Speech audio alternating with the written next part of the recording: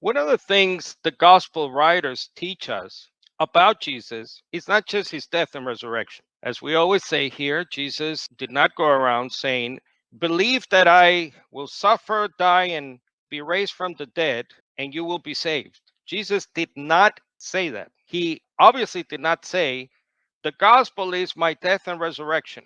Among the many important things about Jesus, the gospel writers teach us that Jesus is the new Moses because he leads a new people of God, that is, Jews and Gentiles, towards a new Exodus.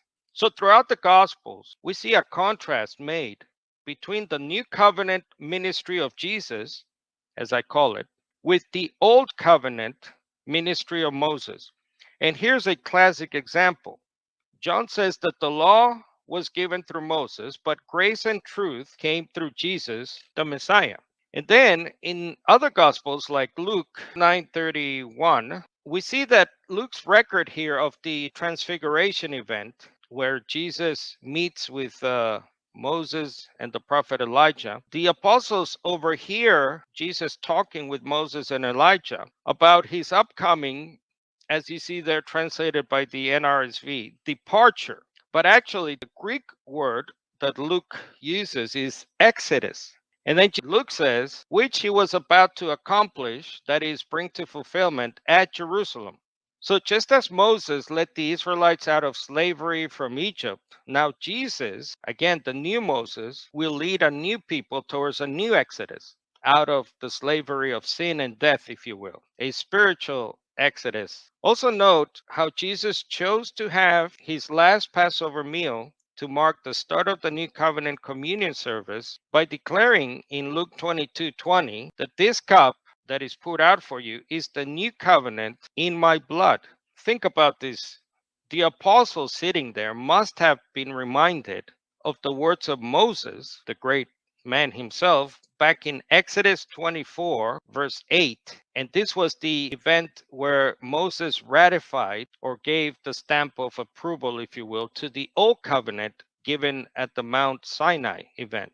So it says Moses took the blood, dashed it on the people, and said, see the blood of the covenant that the Lord, that is Yahweh Jehovah, has made with you in accordance with all these words. In contrast, now Jesus says to his 12 Jewish apostles, and in retrospect to us Gentiles too, in Luke 22:19, that they should now do this in remembrance of me. Again, Jesus contrasts what Moses had previously said to Israel when they observed their first ever Passover back in Exodus chapter 12, verse 14. This is a day you are to commemorate, to observe, to remember, said Moses. So in his last Passover meal, Jesus has, in my understanding, effectively replaced the old Jewish remembrance that was the Passover meal of the Exodus from Egypt with the memory of Jesus himself. That is, his teaching the new covenant ministry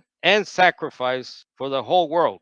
I was reading also a commentary on the first letter to the Corinthians by Paul, where Paul, as we know, cites the words of Jesus here at the last meal, Last Supper. And I think this sort of sums up the point well.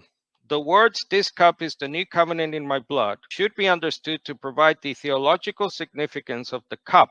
It represents and serves to reaffirm the new covenant established by Christ's sacrificial death on the cross for us. The cup was often used figuratively of undergoing a violent death, and then they cite the BDAC.